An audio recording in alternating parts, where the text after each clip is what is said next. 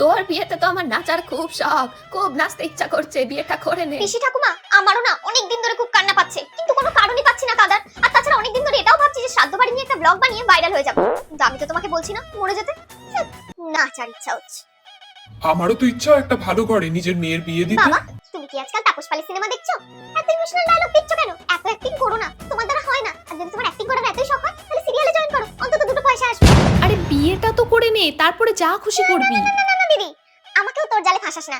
তুই তো বিয়ের পরে বলেছিলি তুই নাকি বাড়ির কোনো কাজ করবি না, তুই নাকি বাচ্চা কাচ্চা নিবি না, তুই নাকি বিদেশ করবি, এক্সপ্লোর করবি, বরের সাথে যেখানে খুশি যাবি।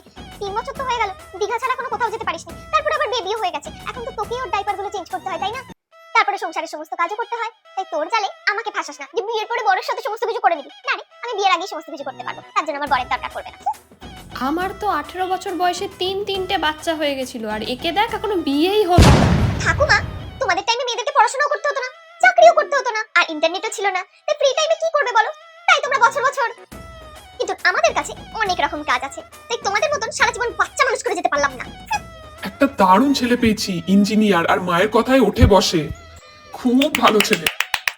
এত সুন্দর পাত্র, বরং তুমি আর একবার বিয়ে করে নাও। আমি তো এই জন্যই করবো না, কারণ ওটা তো ছেলে নয়, ওটা একটা রোবট। ওটা ওর বাবা মা যা বলে তাই করে। আগে না ছেলে খোঁজো, রোবট না। আমি কোনো রোবটকে বিয়ে করতে পারবো না।